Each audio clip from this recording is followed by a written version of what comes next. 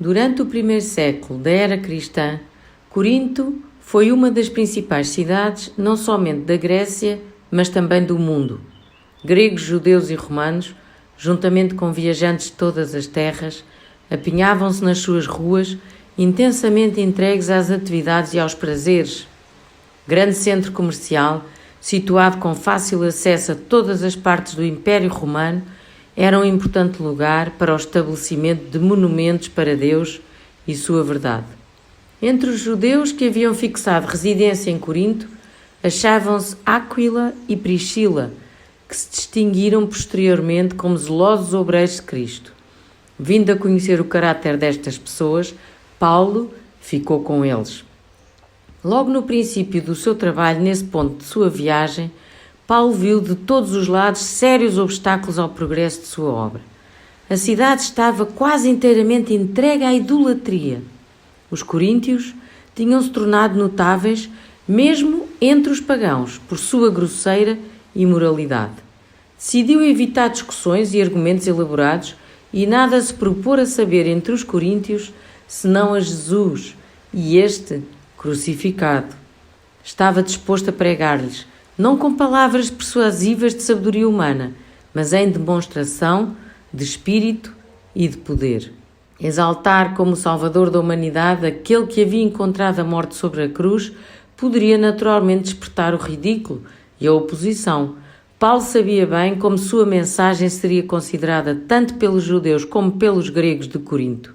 Nós pregamos a Cristo crucificado, admitiu ele, que é escândalo para os judeus e loucura para os gregos. Ele procurou impressionar seus ouvintes com o facto de que somente o arrependimento poderia salvar a nação judaica da ruína que estava pendente.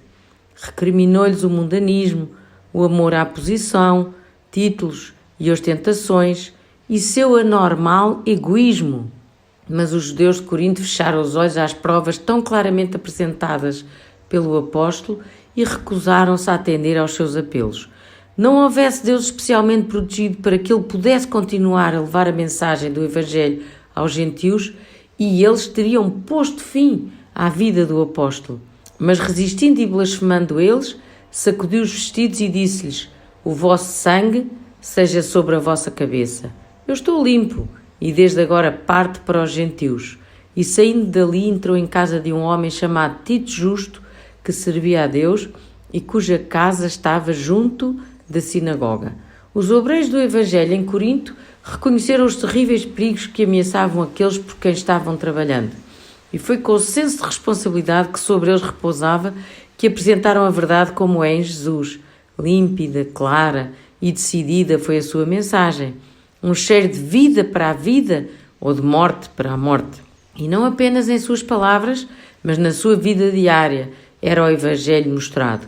Anjos cooperavam com eles e a graça e poder de Deus eram vistos na conversão de muitos. E Crispo, principal da sinagoga, creu no Senhor com toda a sua casa.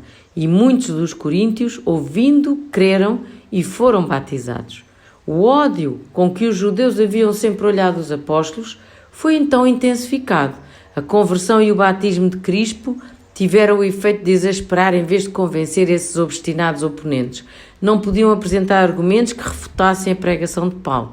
E à falta de tais provas, recorreram ao engano e às mentiras e a maldosos ataques.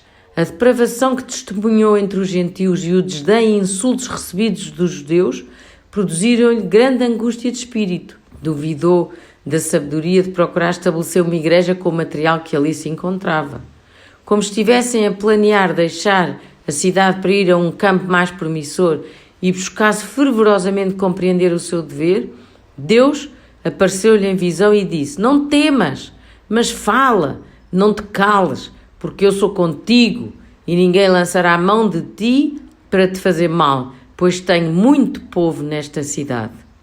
Paulo compreendeu ser essa uma ordem para permanecer em Corinto e uma garantia de que o Senhor faria germinar a semente lançada. Fortalecido e animado, continuou a trabalhar ali com zelo e perseverança. Ele gastou muito tempo no trabalho de casa em casa, prevalecendo-se assim das relações familiares do círculo doméstico, visitava os doentes, os tristes, confortava os aflitos, animava os oprimidos e em tudo o que dizia e fazia engrandecia o nome de Jesus Cristo. Paulo reconheceu que sua suficiência não estava em si próprio, mas na presença do Espírito Santo, cuja benigna influência lhe enchia o coração, trazendo cada pensamento em sujeição a Cristo. Nos ensinos do apóstolo, Cristo era a figura central. E vivo, declarou ele, não mais eu, mas Cristo vive em mim. Paulo era um orador eloquente. Antes da sua conversão, ele tinha impressionado muitas vezes, com rasgos de oratória, mas agora pôs isso tudo de lado. E em vez de se demorar em descrições poéticas e fantasiosas representações que poderiam lisonjear os sentidos e alimentar a imaginação, mas não encontrariam eco na experiência diária, ele procurou, pelo uso de linguagem simples, convencer os corações com as verdades de importância vital. Representações fantasiosas da verdade podem provocar um êxtase de sentidos, mas não raramente verdades apresentadas desta maneira não dão o alimento necessário ao fortalecimento e robustecimento do crente para as batalhas da vida. As necessidades imediatas, as provas presentes das pessoas em conflito, devem ser enfrentadas com instrução prática e sadia, com base nos princípios fundamentais do cristianismo. Os esforços de Paulo em Corinto não ficaram sem fruto. Muitos abandonaram a adoração dos ídolos para servirem ao Deus vivo e uma grande igreja se alistou sob a bandeira de Cristo. Alguns foram salvos dentre os mais devassos gentios e tornaram-se monumentos da misericórdia de Deus e da eficácia do sangue de Cristo para limpar o pecado. O crescente sucesso que Paulo teve em apresentar a Cristo despertou a mais determinada oposição da parte dos judeus incrédulos. Levantaram-se contra Paulo e o levaram ao tribunal de Gálio, então procônsul da Acaia. Esperavam que as autoridades, como em ocasiões anteriores, se iriam pôr ao lado deles e gritavam irados, apresentando a sua acusação contra o apóstolo. Este persuade os homens a servir a Deus contra a lei. A religião judaica estava sob a proteção do poder romano e os acusadores de Paulo pensavam que se pudessem aplicar-lhe a pecha de violador das leis da sua religião, provavelmente ele lhes seria entregue para julgamento e sentença. Assim esperavam conseguir finalmente matá-lo. Mas Gálio era um homem de integridade e recusou-se a tornar-se instrumento da inveja e da intriga dos judeus. Aborrecido com a sua hipocrisia e justiça própria, não tomou conhecimento da acusação. Como Paulo se preparasse para falar em defesa própria, Gálio lhe disse não ser necessário.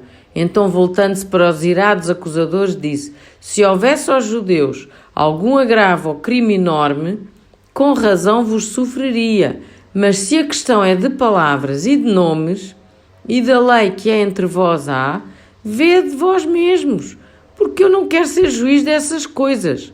E expulsou-os do tribunal. A decidida atitude do procônsul abriu os olhos à multidão que estivera a incitar os judeus. Pela primeira vez durante os trabalhos de Paulo na Europa, a multidão tomou o seu partido diante das próprias vistas do procônsul Gálio e, sem sua interferência, foram violentamente contra o mais proeminente dos acusadores do apóstolo e agarraram Sóstenes, principal da sinagoga, e o feriram diante do tribunal. E a Gálio, nenhuma destas coisas o incomodava. Assim obteve o cristianismo a assinalada vitória.